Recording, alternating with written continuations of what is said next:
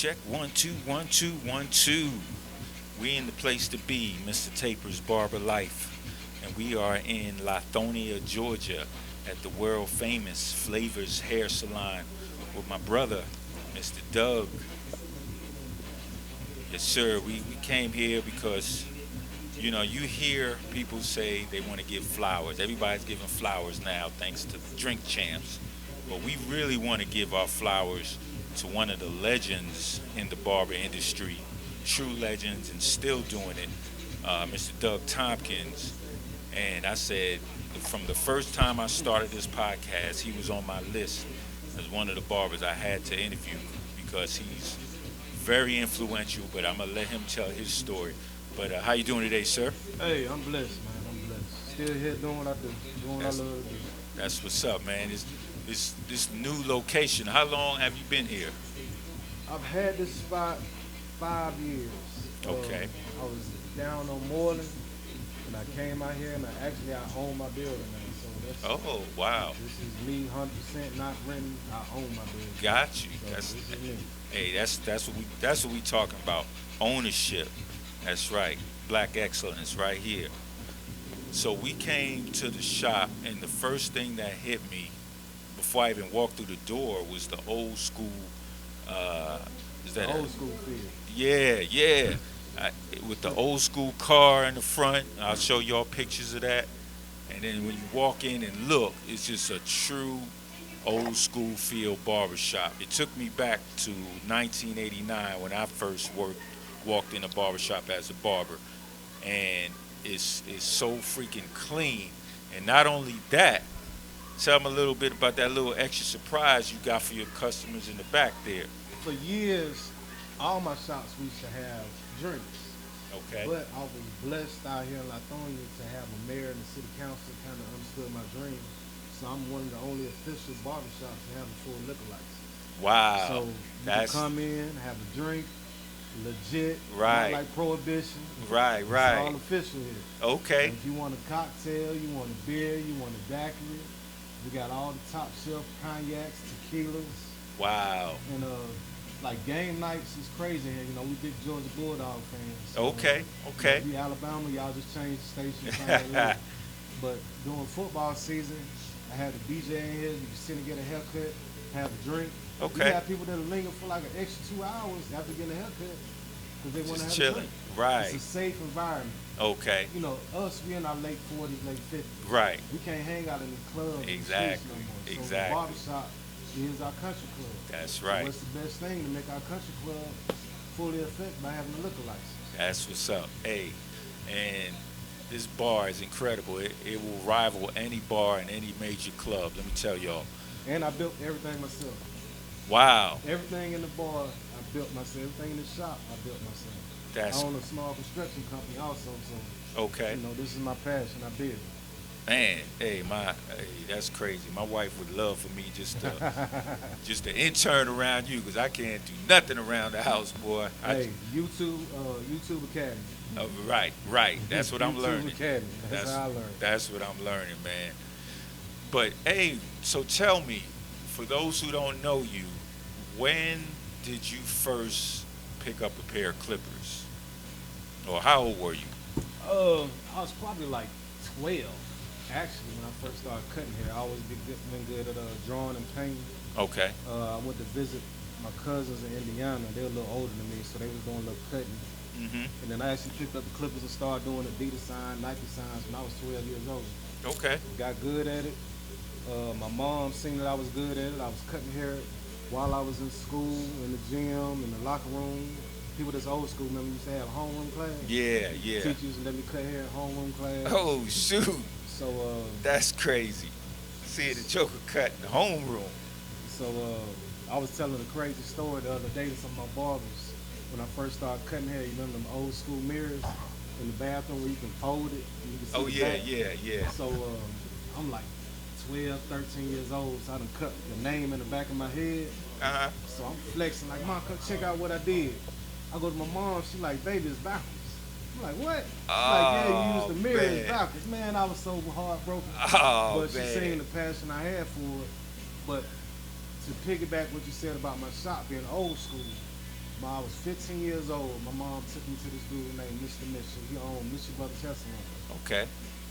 And the cats that used to come through there was like Andrew Young, Muhammad Ali, Bishop Tutu, Marvin Arrington, like all the heavyweights in civil rights. Okay. All Okay. the heavyweights. Anybody you know from Atlanta that was a civil rights leader came to that shop. Gotcha. So it was that old school feel. It's like you look up on the wall up here, and I just kind of like gave my salutes to the people that I met in our history. I wanted that old school, new school mix. Right. Right. Like Hey, I actually man. shook hands with. I actually cut Andrew Young's hair before. Wow. I mean, Marvin Arrington, I cut his hair before. Judge Cooper, but Mr. Mitchell, I've been busy. Like, hey, go on together.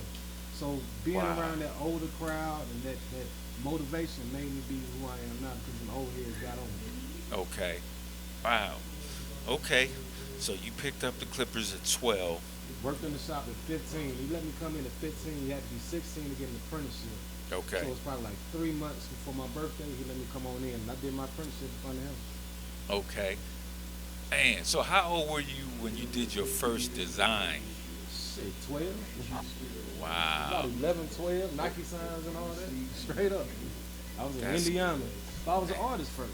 Okay. That's my thing. I actually teach art. I used to teach art at Bradley Preparatory Academy. Kids that's autistic, bipolar, schizophrenic, ADD. Okay. My whole passion is art. Gotcha. So, Gotcha. like I was a kid in middle school, elementary school, when the teacher needed something drawn on the what they call the little board, art board, not little walls they put up in the class. Yeah. I was a kid that did all that. Okay. So I was that kid. Man, so we got serious art skills here, y'all. Well, So take it to later. look, all those are haircuts. Smile now, cry later. The dude from Barbershop. This is what I do with hair. I just took my art skills and put it to hair. Right, right, wow. And I'm gonna definitely. That's what, like we was talking earlier when you came in, about the new stuff people are posting on social media, Instagram, Right. and all this. Right. We was doing that back in the 90s. Okay. Doing that back in the 90s. Okay. So you saying the Beijing, the coloring, the dyes, the airbrush, you was doing that? Back in the 90s. Wow. The men's hair pieces, back in the 90s. That's the dyeing, back in the 90s. That's This is crazy. just something people caught on to. Gotcha. At first, I used to actually teach classes on it. Uh-huh. Oh, that's gay. You don't know, man, want all that color in his hair. That's gay. That's gay. Uh-huh. Oh, you gonna put some weave in that man's hair. That's gay. That's gay. Uh-huh. But now it's kind of like men want to be just as fly as these women. They want Right. to step out there Hollywood. Right, Men right, are losing their hair. They want to still look fly. Your corners done went back. They want to look fly. right. So now, the time of the man being that what's the word for it, baby? The metrosexual. Okay. They used to sound gay saying metrosexual. Right, But right. now it's just a clean cut, sharp beard, Right. nice line. But they caught on to it now. This Okay. thing I was telling, I work for S Curl Luster Products, the Pink Product. I work for Oster Clippers, Sally's Beauty Supply. Damn. What's the name? It's like 5 other companies I work for. All of them, I'm trying to tell them this is the angle we need to go. This is what we need to do. But it caught on. Okay. So I'm glad everybody making money off of it. Right, right. Wow. So let's not skip over that client list. You said you work for Oyster, Sally's. Who else? I work for Oster, Sally's, S Curl, that's Luster Products. If you go back to some of them old S Curl boxes, Yeah. that's some of my I work. remember the pink lotion. Yeah, all that. I'm trying to remember some of them. Ion was a flat iron because I do women's hair too, so I work for a flat iron company. I mean, half of the companies out there, Hawaiian Silky, I worked for them for a little while. Okay. A lot of them companies back in the day. But I just kind of got out of it. I got burnt out. The game, I'm going to tell you one of the reasons I got out of it. I was doing hair for Sally's Beauty Supply. I'm not going to mention the company's name. But I'm going to say this to educate and wake some people up. I remember back when I was coming up, it was only maybe a handful of black barbers doing platform work. A Okay. handful. Me, G Wiz, and maybe a couple other guys. Those were the Okay. only ones. I was probably like 20, 21 years old when I was doing the platform. I was doing it for years. So I went to work for salads for the clipper line. Uh-huh. I had a certain clipper company come to me and say, look, we want you to come work for us. So I'm like, all right, cool, what's the pay? Pay was like $200 a day.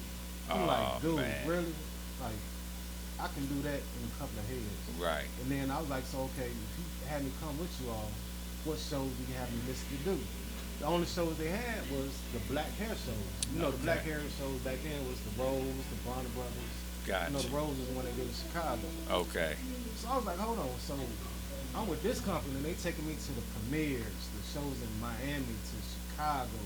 I'm going to, I went to Japan one time. They're going up to the Bahamas. We're going all over the place. But because your company, basically, they told me they had a white team and they got a black team. Right. I'm only gonna be allowed to do 3 hair shows a year with y'all for $200. And I'm like, is it really still racism? I felt like it was racism. Like, Yeah. I'm telling the dude, look, hair is hair. If you give me a pair of clippers, that shit, I don't care. Let me say my shit, you do a good tip. Right. But that's the way that company had their whole system set up. But then what happened? This is what I'm saying. This is what happened. I remember I did a hair show down in Miami one time. Mm-hmm. And I was judging, and I never seen so many Spanish people coming into the barber industry. Right. So what happened now in 2023 and back in 2024 really started before.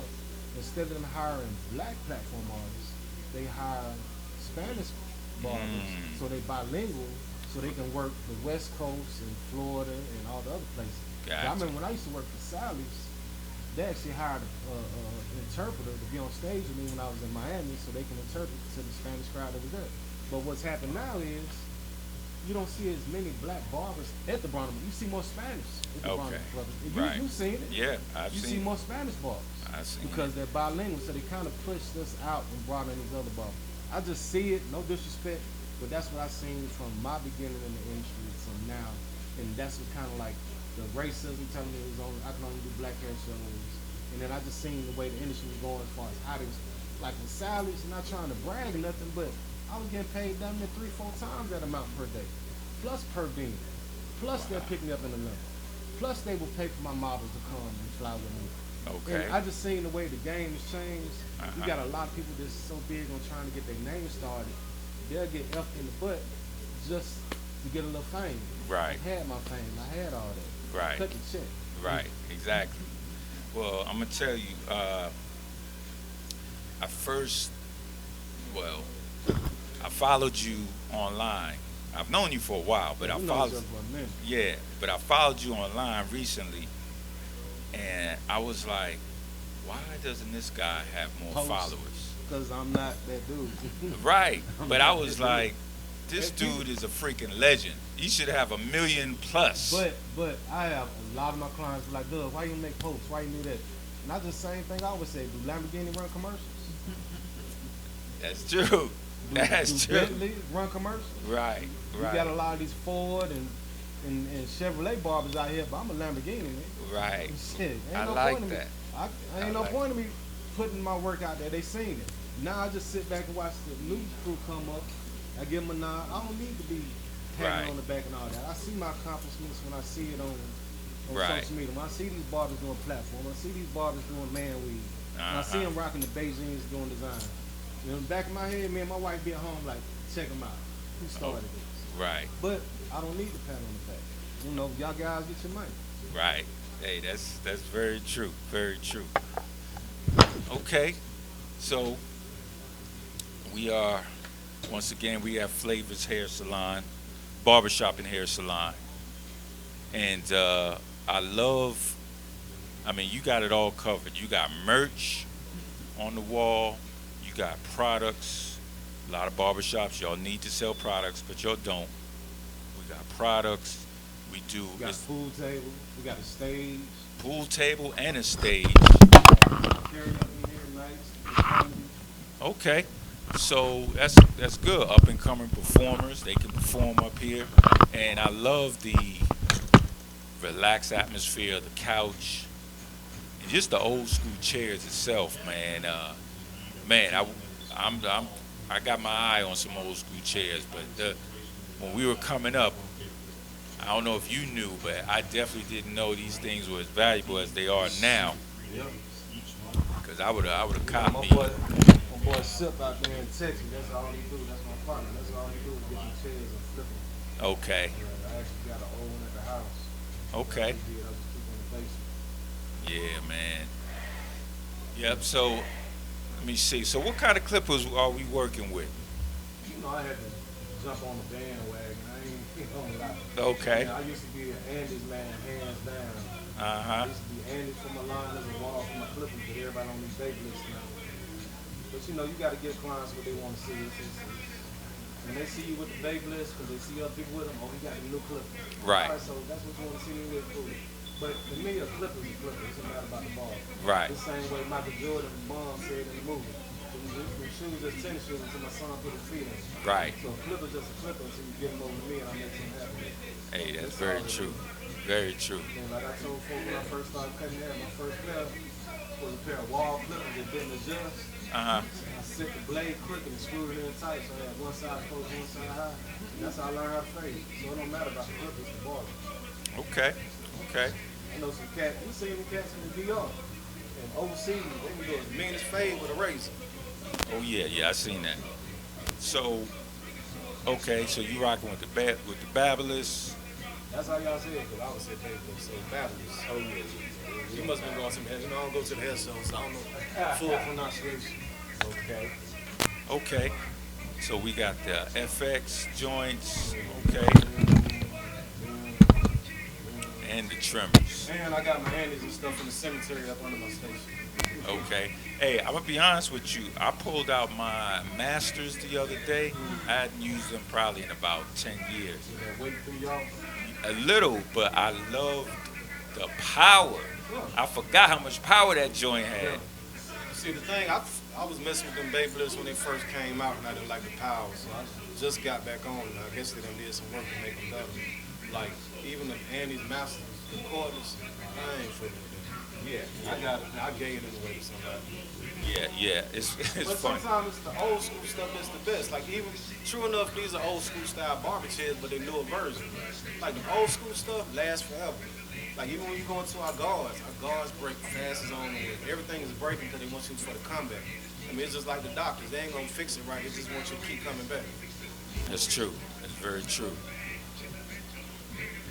And let's see. Oh, I know you got a lot of them, but tell me, how many competitions have you won? I can't even keep track. I probably won the Barber. You can just go through Barber Brothers and get the 10 from the Millennium Man to the Raw Man to the Barber Battles to the Hair Battles. That's 10 right now just with Barber Brothers. He ain't talking about stuff from Chicago to Cali to Virginia to Florida to Tennessee to overseas and stuff. So, I mean, competition is something I used to be big on back in the day. I tell people like the competition, if you want to get yourself out there, that's how I got discovered. I was in a competition at Barber Brothers, won. I had my portfolio back then, and I went downstairs. A lady named Barber, that was the head lady for Sally's. I showed her my portfolio. I just won. I'm showing her the trophy. She hired me right there on the spot. I'm going to tell you, she was paying me $800 a day to be a platform boss at 20 years old. So come on. Back then, come on, you talking about 28 years ago? For a 20-year-old, $800 a day? Flying out of town. Like I said, then I had my cousin Chip and my homeboy Chain. So she paid them to be my models. We flying out everywhere, balling out. We'll call up at 10 o'clock after rehearsal.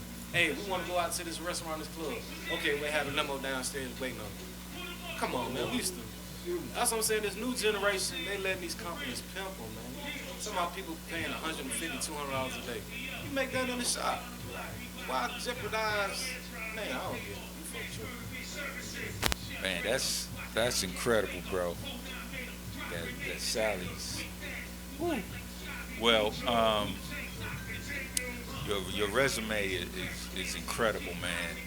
But for me, just being selfish, I wish you would maybe hire somebody to do your social media, because I want the world to know just how freaking dope you are, man. Because I see dudes out there with the big followings, and they can't even touch you, bro. No, but it's kind of like, do you want a Donald Trump or an Obama? Obama was laid back, cool dude that handled his business. Now you want to Trump that's an asshole and talk shit and think he the big head. I'm the Obama in this thing. I accomplished everything. I can't take no more clients. I'm booked up.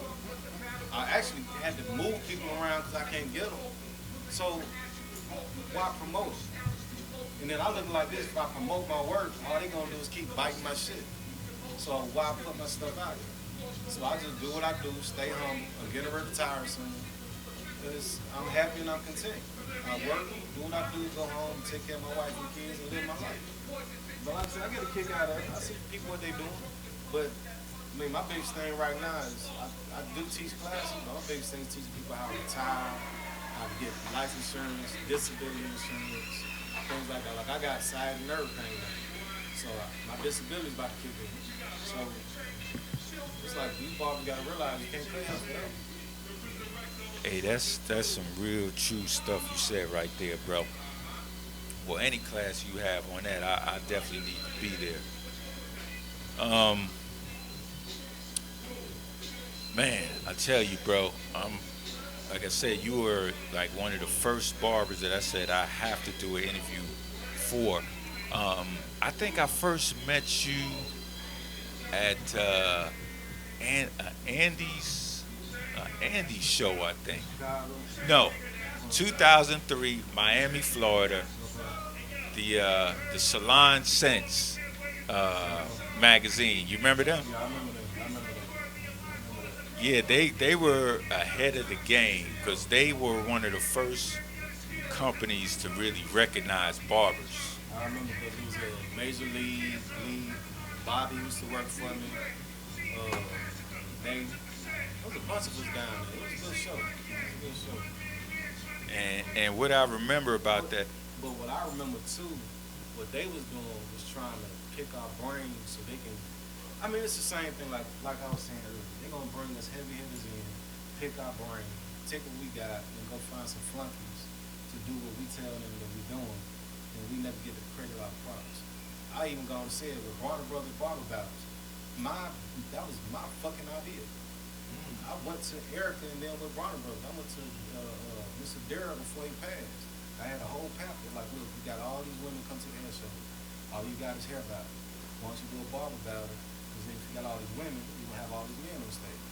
They talking about they're putting me on payroll. I'm like, no, I don't want to what y'all paying. And she's like, well, what we'll do, we can put you in the competition. I'm like, no, why don't you give me better pay and then I can be on the team for the barber part of it. They didn't want to do it. Erica won it. So she got it. I ended up competing in the story. But people pick our brains constantly, steal ideas, our concepts, and they end up getting the glory and the cash. Well, they get the cash, they try to give us the glory with a trophy and a pat on the back. Them days is over. So when you say, why I don't post things on Instagram, why I don't do this and that, because the days of glory is over. If it ain't about no money, no shit. hey, I feel you, brother. Gotta respect that. Gotta respect that. All right, man. Well, saw on the sign y'all got a little game night thing here. First, Sunday, first and third Sunday. Just something like I say, this is a safe spot. You know, we hold in here. A lot of my cats are coming here 30 and up, 40, 50. And you know, the way Atlanta is now with the open carry law, no shit. This is a safe place for grown folk to come. They can just chill and have a drink. Ain't got to worry about, oh, this dude packing a gun and this and that. This gonna jump off. I mean, just real talk. That's how it is out here. And this shit. You just seen Juneteenth. How many people got shot in Chicago and different places? So it's just, I don't even go out no more. That's one of the reasons I love having a bar. If you want to watch the game, me and my fellows, we don't go out and watch the game. Meet me in my shop. We can drink my own liquor. hey, that's some true brotherhood stuff there, bro.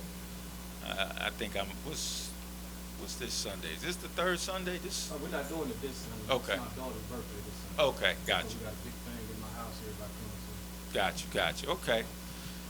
Hey, man, I think we covered it all. I want to thank Mr. Dub, true barber legend. If you need a haircut, it's probably a 3-month wait to get on his I'm not list. taking any more clients. He ain't taking anymore, but it's good, I got brother. staff. Got you. That's one thing about me too. Everybody that works in my shop cut on my same level. Like this shop, you will not get a bad haircut in. Most of these shops, you just hire somebody straight out of barber school just because they're trying to get some booth rent from. Right.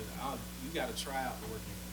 So if you can't cut, you can't work it. I fired my own cousin because you couldn't work it. You hear that, barbershop owners? True barbershop knowledge. Don't be one of those barbershops where, Just the, because you're trying to get booth rent. right, You're gonna ruin your name. that's right. Don't be a barbershop. One barber in front can cut, everybody else can't cut. He makes sure everybody can cut in this shop. That's true barber knowledge, y'all. All right, y'all. I want to thank Mr. Doug, Flavaz Barbershop and Hair Salon. What is that? 66 Main Street. 6966. 6966 Main Street, Latonia, Georgia. Come through. Sit on there. You're going to get a good cut from one of the other barbers. And a good drink. And a good drink. You want a nice drink? You can have a drink too. Very chill atmosphere. You will love it. Shout out to Major League Barber. June the 16th, Niagara Falls, it goes down. And also the Texas Barber Battle. July 16th, it goes down, Major League Barber. And July 16th, same day, Texas Barber Expo. Make sure y'all check them out. And we out. Good stuff.